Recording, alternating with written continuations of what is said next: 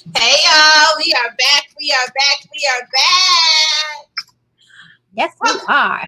Welcome to Let's Chat Live. For all of those who are just tuning in, welcome. If you have not watched our show on our live show, welcome, welcome, welcome. This is new, something that we have actually started last year, and this year we've actually brought it out to fruition. On our platform. So if you guys want to watch us on YouTube, you can check us out on our YouTube channel, The Chat Radio, Let's Chat. If you want to be a guest on the show, no worries. Just send your request to thechatradioShow@gmail.com. We have our fabulous and handsome guest, the fabulous and creative Shawn Sinclair. Let me tell y'all about this one right here. Okay. So, I did this topic today, optical drive. So that's like computer term, optical drive, right? So the optical drive is a drive that it uses the laser lights and all of that, the waves within, and it just gives you the process. Shawn is like a whole human optical drive by himself. He give you so much information. You don't even know. You like, wait a minute, you can't get it all in one sitting. That's just, he's like a whole human optical drive. So that's where I got the topic from, optical drive, because that's what Shawn Sinclair is. He gonna come in here, we gonna talk about books, but he is gonna school us. I guarantee. So make sure y'all have some paper, some pencils, and be ready to go, because he gonna go in. Hey, Teresa B. How are you? So yes, y'all be ready for that. We're about to go in and make this happen. Okay. Hey, Mr. Sinclair. Hey, Shawn. What's going on, ladies? What's happening, Miss T? How you doing? I'm good. How you doing, Mr. S? Good. S double. I'm good. What's up, Lissha? What's going on? All right, before we get going, you gotta let us know what you be cooking in your creative kitchen, because you a chef over there. You got the wrist work going on. So I got the Skin Deep 3 dropping tomorrow, part 3, and the final book in this gangster erotica trilogy right here, Skin Deep. That's dropping tomorrow, hopefully, in Amazon. Let's be great. You can go ahead and pre-order right now on pen2penpublishing.com. Of course, that's pen2penpublishing.com. That's tomorrow. And then in September, I'm dropping Dirty Music, which is the third book in the Crescent Crew series, which started with Street Rap, King Reese, and now we have Dirty Music. So I'm dropping that in September. I'm dropping Skin Deep 3 tomorrow. Listen. Okay, so I want to go back. Because I know we've asked about your goal moment before, but for those who don't know they don't know your story, they don't know your grind. Tell everybody about your goal moment, because your goal moment is really when thought and execution come together. When did you decide to say, I'm about to step out on this thought that I have to make this thing happen and create my own genre with it? Tell us about that process for you. Well, so when I was incarcerated, which I make no secret about me being incarcerated, when you're back there, all you have is your memories and your dreams. And so for me, a lot of my memories merged headlong with my dream, and that's what made me start writing. My background is in music. My first love was music. I did music all throughout my teenage years, been overseas doing it, had a chance to get down with Toni when I was 19. By the time I was 21, everything was upended. I was in prison, right? So while I was in prison, I still had dreams of being a rapper, but after doing so much time, you become kind of jaded. And also because of the shift in hip hop, to me, it wasn't as respected as it used to be. And so, quite frankly, I also didn't want to be an old man chasing a young man's game. So I shifted my pen to writing books. So my first book, which is actually the first book I ever wrote, first story, was actually Street Rap. But Street Rap was not the first book I brought out. But Street Rap was the book that was kind of loosely based on parts of my life up until a point, and then I started playing what if, and that's what birthed it. But for me, when I first wrote that book, I wasn't even thinking about publishing it. It was just, for me, it was just a cathartic process, and I got tired of telling everyone else my story. And during that same time, books started really popping off like that. So it was like, it was a win-win. So years later, when I came home, I had 10 books when I came home written already. Some of these have never seen the light of day yet. But I had signed a couple of book deals. They all petered through. One of my stories was stolen. People made millions off of it. That's another conversation. But I came out with my first book called Forbidden. And that was when I came up with the idea to create my own subgenre called gangster erotica, which is basically erotic crime fiction. Because my favorite books were gangster books, like the True to the Game, Coldest Than Ever, Block Parties, and so on and so forth. But I also like the erotic stories as well, through Zane and, a lot of white erotic authors as well. Let me say that. So, being that those are my favorite two genres, I figured that if I'm going to be late to the party, I better bring the best champagne. So I merged two of my favorite genres, so it would still be fun to me. And I also had a goal to help more men read. So I know that men would do whatever women do. So ideally, when I created gangster erotica as a genre, I had it in mind for women to read it with their men and vice versa. And that's what birthed the gangster erotica genre. Absolutely. Now I love it. I love how you want women and men to come together and read and kind of educate each other and share energy. When you sat down to write this book and the intent was getting men to read. Now we do know 90% of the readers are probably women. Correct. How did you pull those men readers into your brand? Because I'm a man, and I saw that not a lot of me. I'm a black man. Let's be real, and there aren't a lot of stories out there that spoke and continue to speak for us.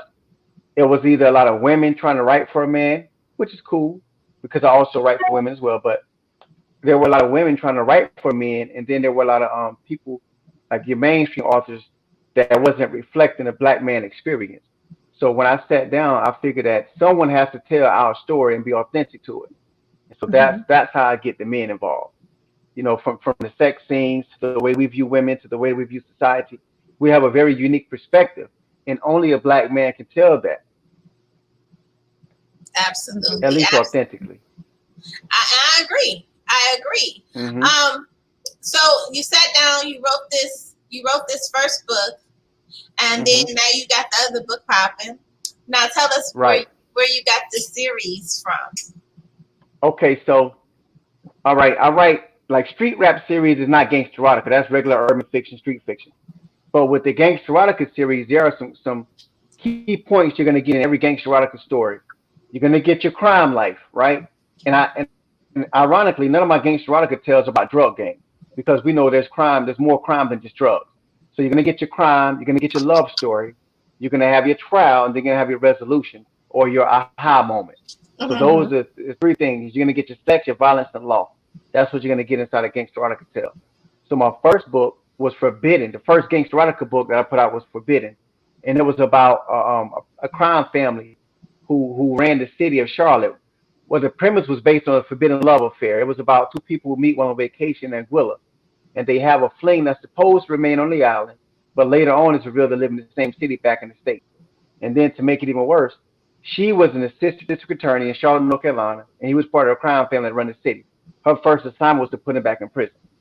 So when I wrote that book, mind you, this predated Power. You can check the copyright. This is just like Power, but I wrote my book first. Check the copyright, right? So I chose to do that because, like, with men, all men go on vacation. We have correction. I'm gonna say all men, Lord.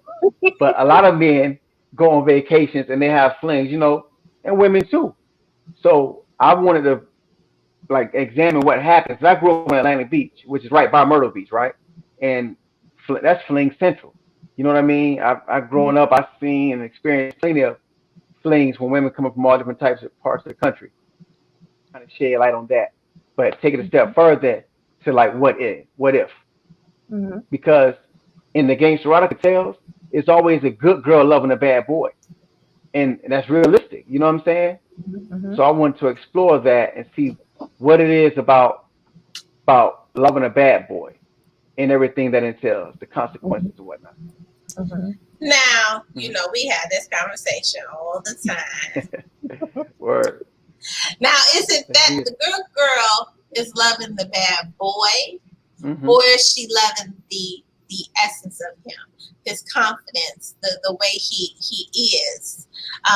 which is that if that, you know, the fact that he's bad and doing things that he don't have no business is not necessarily what's drawing her in. Perfect. But it's the essence of who he is that's drawing him in, that confidence that, you know, everybody wants that power, you know, a powerful man, you know, they always say, I want a boss, I need a boss. You need a confident man. Really, that's what it is. Talk a little bit about that. We talk about this all the time. No, that's perfect. That's a perfect. I'm laughing right now because you've nailed it, right? Because in all of these gangster erotica tales, let's take Skin Deep, for example, right? Young Jesus said years ago, he said, you know, like animals, they lock us in cages. The same guys that stars when you put us on stages, right? So all of these brothers, even like in Forbidden, for Forbidden, it was Anthony, AP. He had just came home. But in Skin Deep, it's Menelik. So Menelik is a guy, all he knows is the streets, right? Menelik, that's all he knows. But Makita is a supermodel. She's from the hood as well, but she graduates to becoming a supermodel. But she still loves this guy. So during the whole process, she's attracted to his strength, his rebellion. She's attracted to the fact that he's an alpha male. He's a lion amongst a bunch of cats. You know what I'm saying? She respects that. But she also can see that the way he's living is not conducive to longevity. So she's really trying to take him out of that lifestyle and teach him a better way. And so the irony of it is this, and kind of drawing parallels to what we like to talk about. As a woman, you can't fall in love with a lion and then domesticate him and think it's going to be the same. And so throughout all these books, you'll see that central theme. Women fall in love with these men, then they try to change them, and then you see the results of that. Now, you know how we always get up in here in the Let's Chat, and I'm always get it. Let's get it for my black men, but I think that's where a lot of relationships split when someone is trying to change one, and 9 times out of 10, it's the woman that's trying to change the man. Whereas if you grow together, you can change together and not necessarily force your change upon someone else. Correct. So it's a hard. Go ahead, Lissha. And I want to piggyback off of that because, you know, I always talk about a reset period. In a relationship, even in life, you always have a reset period. There's always that time where something has to reset. And in a relationship, you're either going to reset together or you're going to reset apart. Now, when it comes to trying to change, I don't know what's going on with my background. When it comes to change, 9 times out of 10, that person looking for the other person to change is the one that needs to change. So the fact that she wants him to change is the fact that she needs to change. She's resetting in her life, but the problem is that she does not want to let him go. So she wants to encourage him to change as well so that she can continue on. But a lot of times people don't look at that, the intent behind the things that they do, because when you change him or you look for him to change, you never know what you get. Also, I agree with you, and let me piggyback on that, right? And this is my observation of what I've seen in life. You know, women are attracted to a strong type of man. Let's take it back to the streets, right? Since we're on the topic of gangster erotica, right? So a lot of street dudes in a different occupation, if they could just change what it is they do, they will be captains of industry. They would be CEOs. They would be all these different things, right? So technically, these women would still be attracted to those kind of men because everyone likes a winner. However, when she changes that man, and whittle him down, she wouldn't want him anymore. She'll leave him for somebody, or cheat on him for somebody else who is like he used to be. Right. You see what I'm saying? That's true. Also, Shawn, I agree with that. But it's interesting what Lissha said as far as the one that's trying to change is the one that needs to change. That was very interesting. But my take on that is that maybe they're at different points in their lives where you know, change has to come, but where is it going to come from, and who is it going to come from? Well, it has to come from everybody, because when change happens, just like if your man cheats on you, so Shawn, and I'm not saying he cheating, I'm just saying, so if Shawn cheats, that means that at some instance he needs change, right? So if you take the same pot of soup that you have in the refrigerator that's a leftover, and you put it in the microwave, it's still the same pot of soup. He's still gonna need change. You see what I'm saying? And so instead of us in society looking at the fact that what is the change that's needed right here? This is a reset period. We have to reset. Everybody got to reset, not just one person. But understanding that I need a change. What is the change I need? Because most of the time, the change is internal. Like another person can't make you happy. You make yourself happy. True. And if you can't find happiness, it doesn't matter if that person jumped through 50 million hoops for you. It don't matter, because you cannot find happiness within yourself, with your career, whatever it is that you're doing. You're always going to find fault with that person. So you need a change. So even if you say y'all talking and say, okay, we're going to work it out, and then y'all get back together, if a change does not happen, a year down the line, 6 years down the line, 7 years down the line, he's going to need change, because he needed change originally. It was a necessity for him.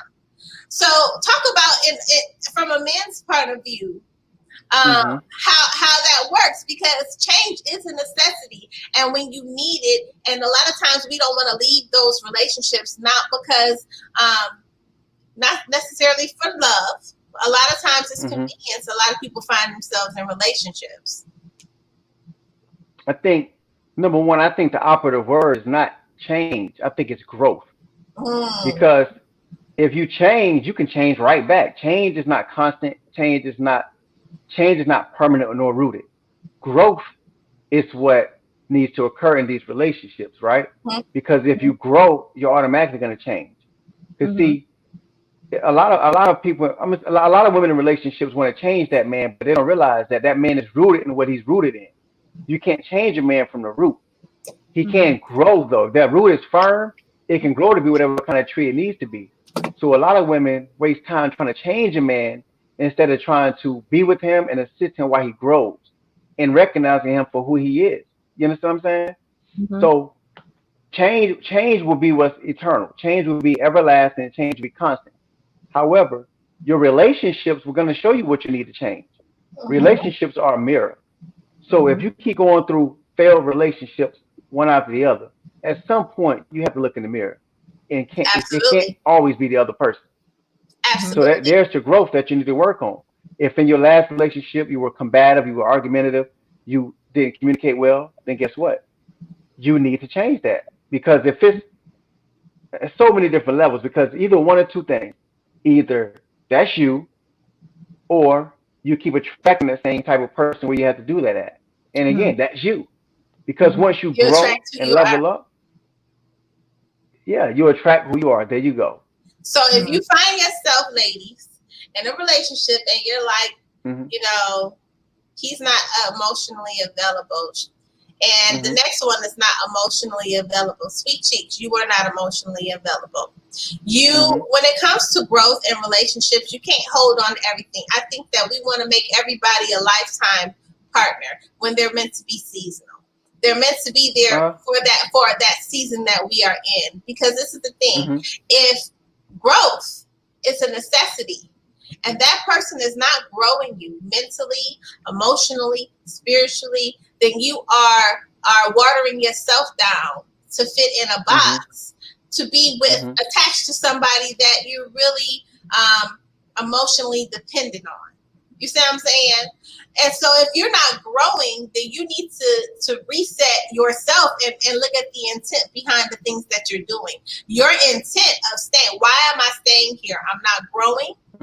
I'm not moving forward. I'm not feeling fulfilled. What am I doing?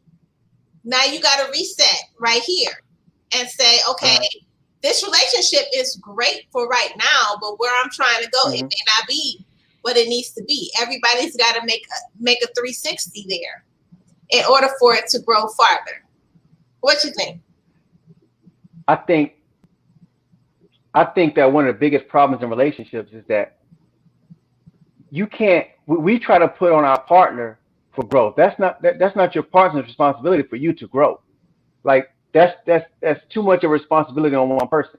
You have to grow. See, in relationships, people often say that we two become one.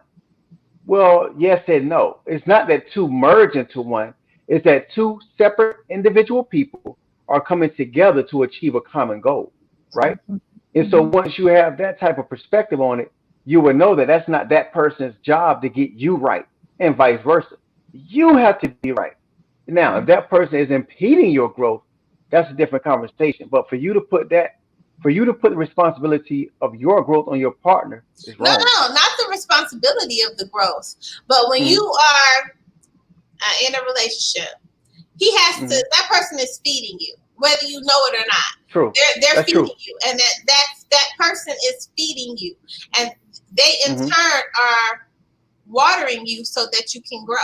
So I mean, Or even smothering. though it's not meant for them to do those things, people that come into your life, people you have in your circle, that they have to grow you. You got to grow in that process. You got to move forward. So when you're not doing that, then you have to reassess. And a lot of times people want to hold on to something, and you can't hold on to it if you're not growing. If you are staying in the same situation, being the same way, doing the same thing, and you know that it's time for you to do something different, you can't hold on to something because, like you said, it impedes you at that time. You're there for what? You're there because you've grown attached to your brokenness. You've grown attached to your pain. You've grown independently or emotionally dependent on that person. And so now, but your growth is stunted. Okay, I want to add something to that because it's I always got I always get it here, but I hear what you're saying, Leash, and I want to just add this, that if you're at a point in your relationship where you're dependent on somebody to feed into you, you're at a point where you shouldn't even be in a relationship. You should have some type of yoke with each other. You shouldn't depend on. You have to feed each other. You have to grow with each other. You have to water each other. And if you're at a point in your relationship 5, 6, 7 years down the road where you're still depending on your mate to water you, then you need to step aside. You need to put water into yourself. I don't agree that you should be in a long-term relationship and still be dependent on someone to feed you. You have to grow together. You have to be evenly yoked at some point. And if you find that out in the beginning, then you wouldn't even have to be facing this problem 5, 6, 7 years down the road. Great point. Let me add to that, right? The thing is this. We have a lot of broken people trying to come together, right? So if you have two broken people getting together, they're going to make a whole, and then you're going to have the situation like Lissha was discussing. Now, if you have two whole people coming together, then you can create something, right? Because so Prophet Muhammad, he said he's the saying, one of the wisest men ever, right? So there's a saying that there's a story that goes like this. It says that when two people come together, two people of opposing lifestyles come together, right? It said soon you're only going to have one lifestyle. Right. You follow that? It's because here's the thing. Now, if let's say for the purpose of this conversation, if I'm a good person, you're a bad person, and we start walking together long enough, eventually there's only going to be one bad person or one good person. Because if we don't have anything in common, we automatically shift anyway. Right. You see what I'm saying? So, but if I'm whole, if the good person is whole and the bad person is broken, the whole person is not even. Yeah, they're gonna clash. It's not even gonna be able to work. Balance. It's like a proton neutron. No balance. So what happens? What you see in that case, I say it all the time, man. America eats its babies, and a lot of us are walking around broken, and we utilize these relationships to be temporarily whole. Yeah, we use them as crutches. So that's what you have and so that's why we don't want to do the work. It's easier for us to go on to the next person and suck up on them instead of doing the work as a whole. Like when we serial monogamous and so on and so forth, you're not doing the work. If your relationship failed, there's a lesson in that for you. But if you don't take the time out, take your cooling off period to learn the lessons of that relationship, you're going to move to the next relationship and have the same problem. Going back to what I said before. If it keeps failing, it's got to be you. But something, Shawn, I agree. A relationship is work. And if you bounce at the first sign of trouble, then that trouble is just going to follow you right into your next relationship. I think the strength of relationship is going through those trials and tribulations, going through it together, in the trenches together, and you come out on the other side that much stronger, and that's not necessarily meaning I'm gonna leave at the stroke of a mistake or somebody cheated on me. Don't your strength comes from those trials and tribulations, and it also speaks of the relationship itself. It speaks of those two people in that relationship because we talk about forgiveness. Forgiveness is on both parts, but it's basically for me or for you. Right, there you go. With those trials and tribulations, and that strengthens you as well. So it's not always on the man, and it's not always on the woman. It's on the couple. It's on you, and it's what you both want out of this relationship. Absolutely. And even if you look at COVID, a lot of relationships have broken because they have the hustle and bustle of a day to day, and they realize now that we got to sit together. Okay, there's no glue between us. The hustle and bustle. If I'm at work 12 hours and you at work, and then we got Saturday and Sunday, but then all of a sudden everybody gone during the week. We're not really sitting in each other's presence like that. We're not really having to sit down at the table like that. When that happens, we got to make an effort to do those things because those become special moments, right? Because it's like, okay, she at work all day, he at work all week. Okay, what can we do to come together? But see, now in this instance, y'all just together. Correct. All day, every day. Yep. When start looking at him like, man, I hate the way this guy breathes. Because God, I never noticed he breathes so hard. And he looking at her like, I never noticed that pimple. Like, what is that? Wait a minute. I was watching a live. This is totally off topic. I was watching a live, and it's a live from somebody that's well known. And she had this pimple on her chin. So I watched it on a Monday. It was a pimple on her chin that just stood out to me. And I was like, oh. And then the next day, she had the same pimple, and I noticed that her makeup was darker. So I'm like, did she try to cover it up? And then the third day, she still got that same pimple. It was bugging me. Because now when you sitting, and that's all you got to do to sit, you start focusing like, he gonna lick his fingers 5 more times. Exactly. Or you're like, what's that noise? Is he really going? Yeah, he every few minutes. I do that myself. So I'm just saying. Then it's like, you need some Prilosec. You got reflux. What is going on? You gonna keep doing that? Right. But look, also let me go back to what you said though. The thing is, all relationships will go through something, right? But it has to be worth it because you can have a brand new Lamborghini, but if it's got a broken engine, it's not going anywhere. Absolutely. No matter how much you wax it, no matter how much you put air in the tires and whatnot, if the engine is bad or if the computer unit is bad, you're not going anywhere. So it's not even worth it. You could push it to the valley and let it crash. So yes, relationships can be difficult. Personally, I don't believe that. I'm sorry. I understand it, but I believe that relationships are difficult when you're not evenly yoked. I think that if two whole people come together and they are truly intent on having something sustaining in a legacy, I don't think it'll be hard because when you're whole, you understand how to take things personal. When you're whole, you understand that this person right here is not perfect. When you're whole, you're more forgiving, you're more loving, you're more caring, you're more understanding. So the things that typical relationships go through, you're not even going to have those kind of problems because you're going to be more forgiving and vice versa. Absolutely. So knowing your mindset as a man, when you sat down to write Skin Deep, and I know I always ask this question, when you had to write that female character, what was your thought process like in order to become yoked with that character so that she can breathe through those pages? I looked at the experiences. I've seen a lot of her growing up, and you know what? Honestly, because like I grew up in the hood, right? And we had drop dead gorgeous women in the hood, and if they just had a the right opportunity, their lives can be totally different. You see what I'm saying? So I always like to play what if. So I had a muse, and I'm like, man, what if she can be, what if she had an opportunity to be on those stages? Because of course she grows up to be a supermodel. Makita Mhm. Barnes grows up to be a supermodel. So I just played what if, man. And then when I got into the character, of course, this is this is the first book I ever wrote that's totally fiction, right? All of Mhm. my other books were based on some of my experiences or somebody close to me. But this is the first book I ever wrote that was totally fiction. I should say first story.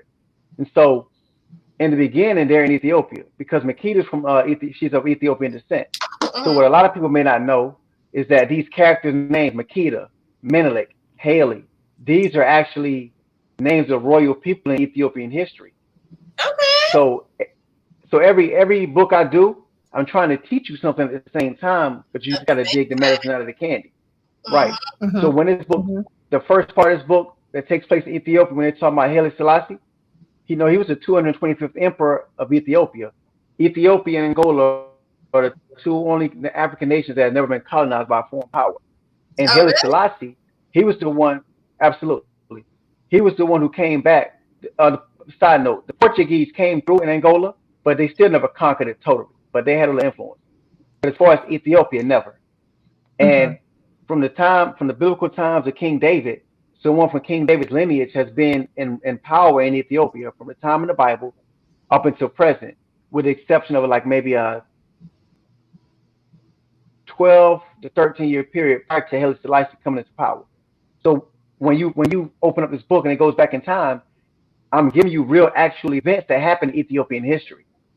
And so I just put the fiction inside the facts. So that's what I did with that.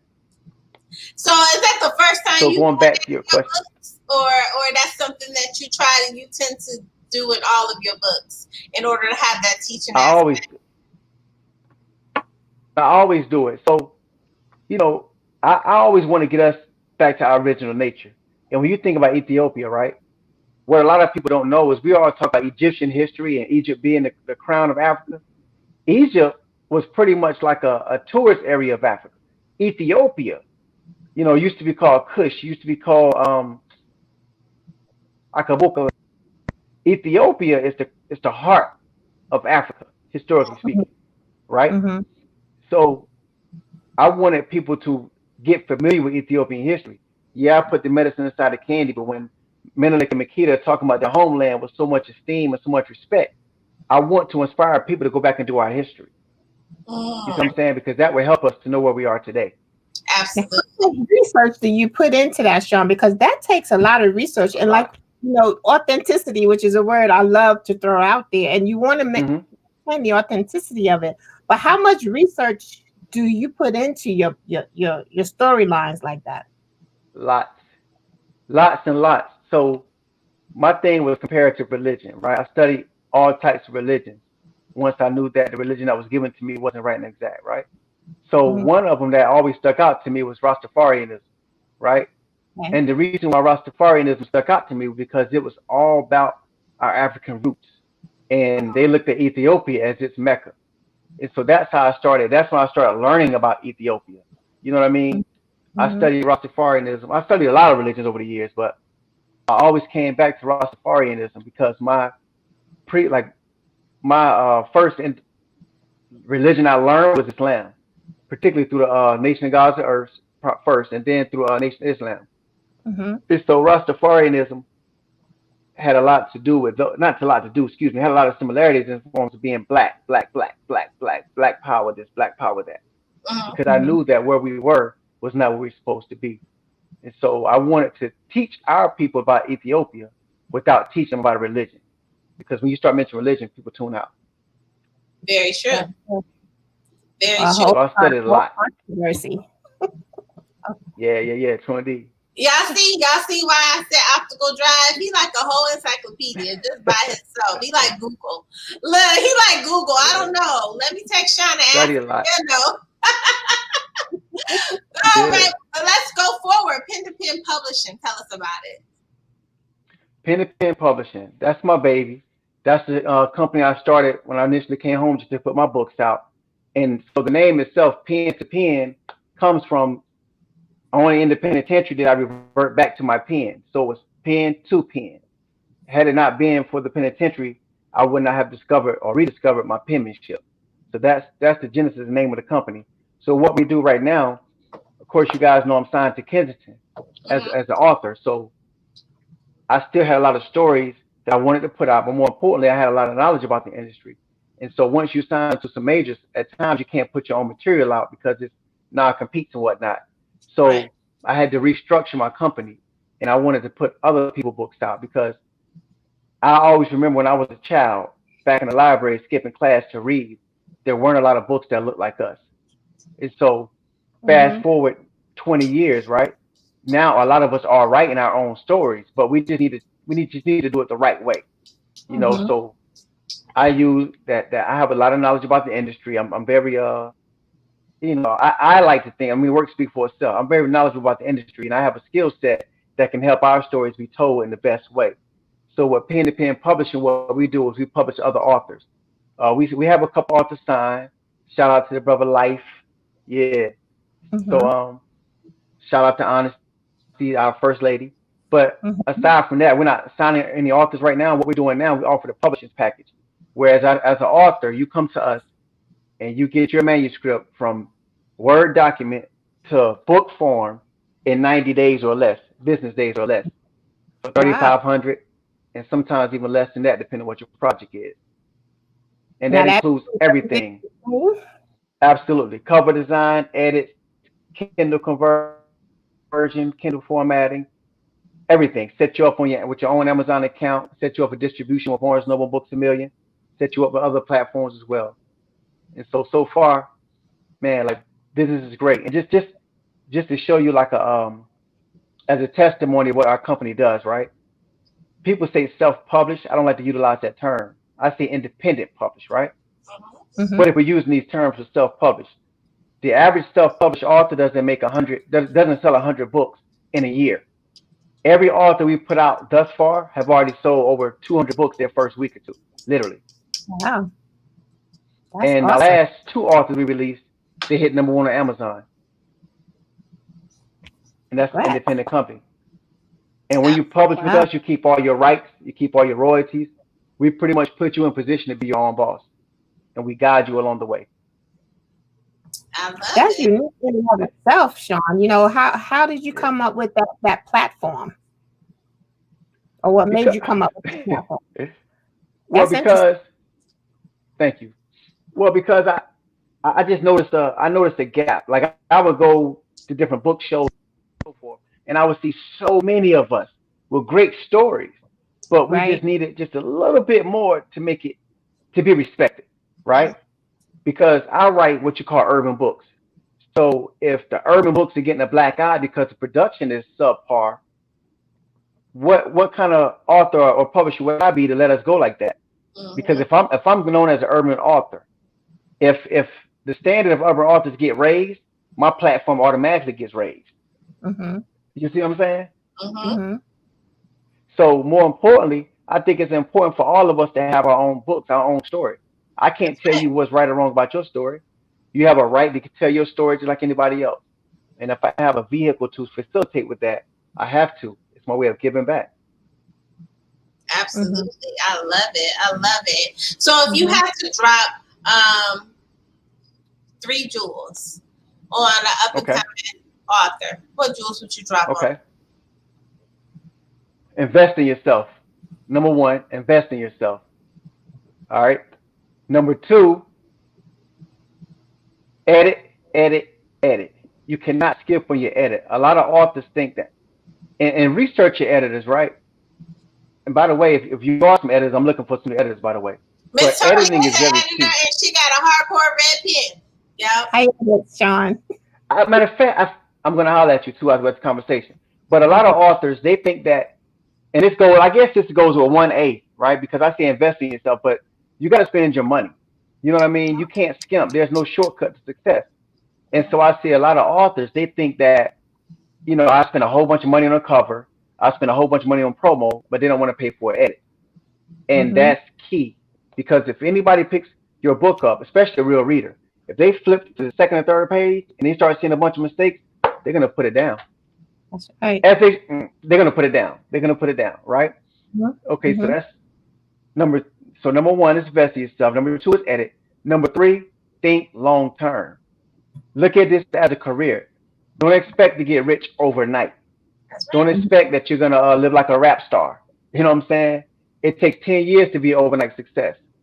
You know, I wrote my first book in '03, published my first book in 2013, and I just started seeing real money like last year. You know what I'm saying? And I've won some and I've lost some. I've sold 200 books at some events, and I've sold 2 at others. But you have to think at the big picture and think about it long term. Maybe not 2. I've always at least sold 10. But you know what I'm saying? Absolutely.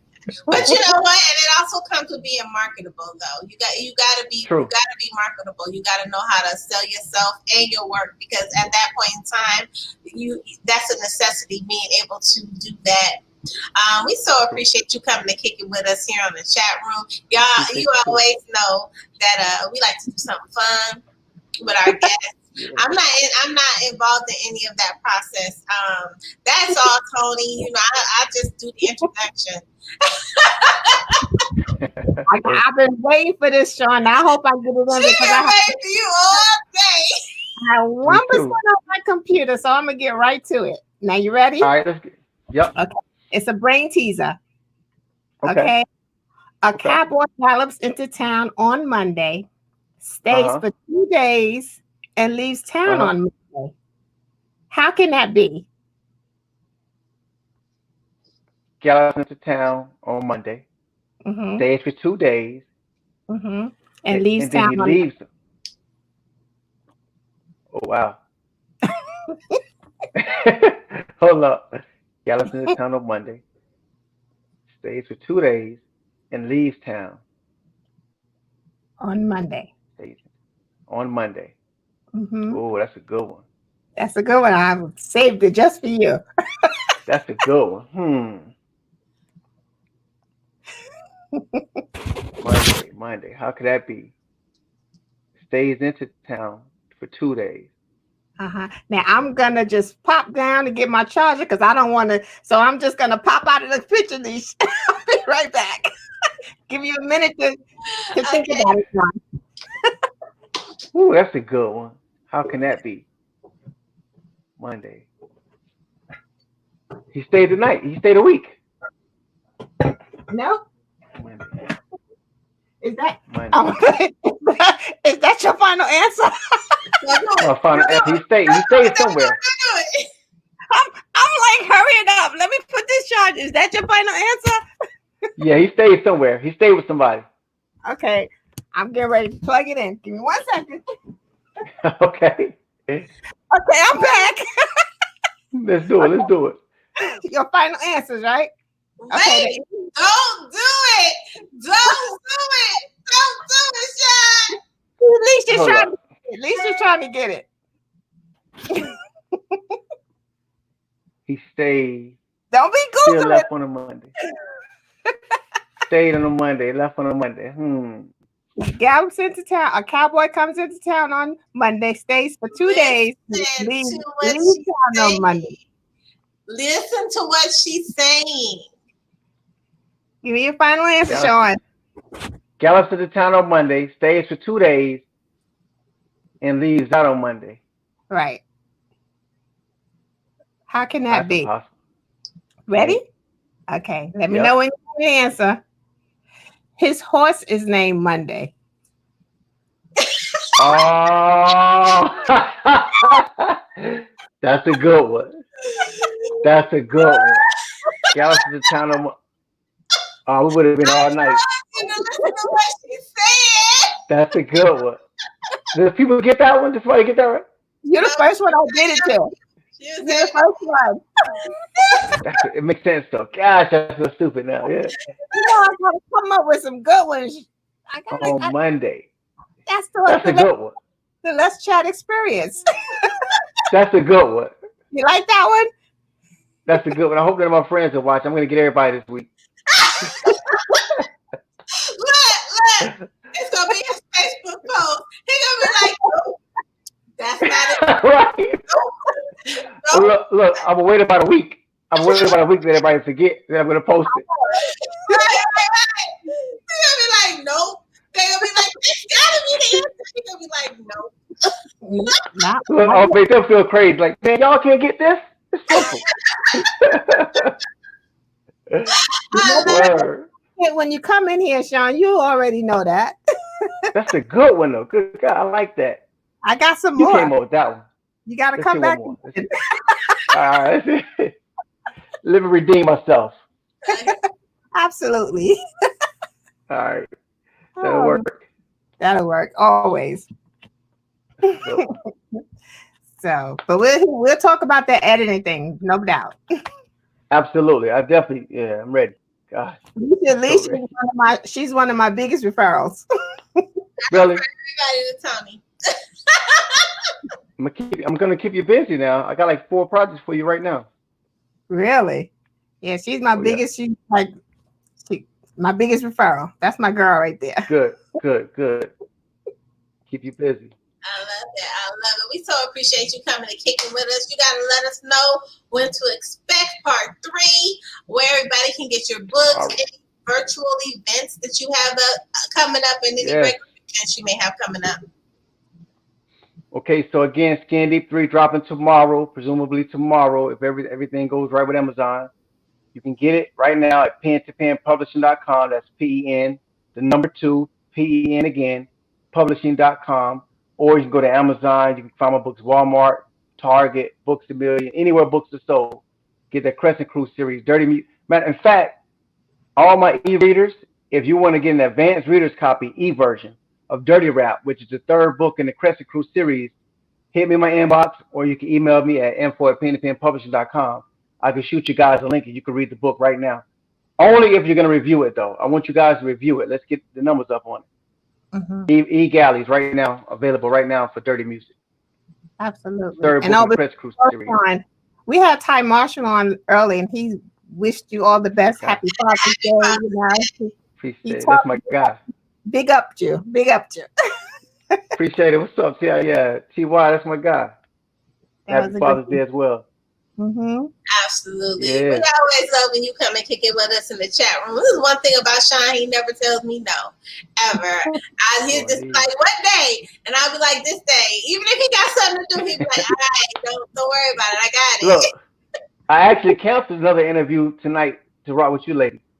Oh, thank you, Shawn. I appreciate that. You ladies have always supported me, though, and I always like to have fun with you, too. So, we enjoy your company. Well. Likewise. Absolutely. We appreciate you always for us. We see each other. Yeah, I like that. First time live. Yep, that's right. I don't know. I gotta get this background thing going. I don't know why we got too much light.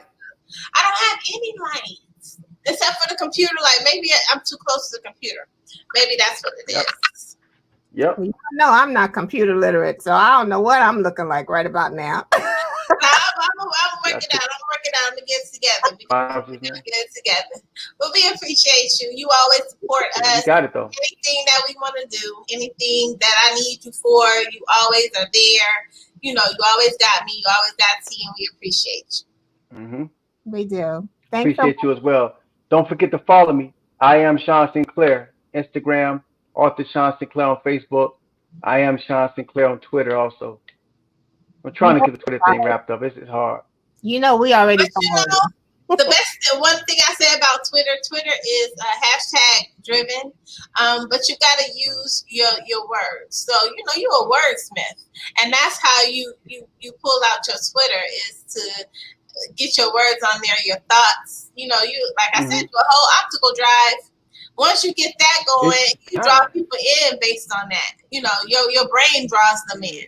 And so that's really what you need on Twitter. A good hashtag and some good thought-provoking, or even like smooth verbiage. And they all in, because you need them to share it. Not just hearted, but you need them to share it as well. You got it. I've done tweets. I've done tweets and got like 40,000 retweets, right? And then I get a tweet and get like 2. For me though, it's just you got to put time to it. And I have so much other stuff going on. I really don't have time for that. Yeah. I go to Twitter for the news, though. Believe it or not, I watch Twitter for my news feed more than CNN up until recently. Yeah, Twitter's on it. They real time. But some of the CNN reporters are on Twitter. I follow them on Twitter as well. I love the. That's a good idea. Yeah, So, I follow them on Twitter. I like the unfiltered news on Twitter. Like CNN is going to be what they want. CNN is what they want you to tell. They're pushing their narrative. Right. On Twitter, you got armchair reporters. They're letting you know what's going on, like in real time, well before CNN ever gets it. And that's why I use Twitter for. I follow the hashtag. I like it. I just gotta put more time on it. I got so much stuff going on. I ain't got time for that. You're not alone. You're not alone. I'll get it though. I'll get it. Yeah, I like it. I get it. It takes time. We appreciate you, Shawn, and we will see you soon. Thank you too as well. I appreciate you, ladies. Bye, Shawn. See y'all later. Okay. Right. I love when he comes to kick it with us. Me too. We had a great show today, y'all. This is the first time we did a live three in one day. Let me tell y'all. Our next live is going to be July 2nd. We're going to have Ruben Scott, who is he's an author. He was on the show with us previously a couple of years ago. Wow. Author of It Takes a Village, yes. But he is also the president of the NAACP chapter in Sonoma, California, if I'm not mistaken. Some part of California. Yeah, so he's going to be kicking it with us. He has written 3 other books on top of It Takes a Village. And so we're going to be able to chop it up with him on July the 2nd, as well as Tracy Boyd is going to be back in the chat room talking about her new book. We appreciate you guys. If you want to be a guest on Let's Chat Live, no worries. Just send your request to thischatradioshow@gmail.com. We also still have our radio show, which is always a free platform. And that is the same email address. If you are a independent musician and you want to send us music, we are always accepting music. Shout out to EP Pope and all of the artists that share their music with us. We appreciate you guys. And we will see you guys on next time. Absolutely. Enjoy your weekend. Happy Father's Day to all the dads out there. May it be all that you want it to be and more. Absolutely. Happy Father's Day. And we will see you guys soon. Bye.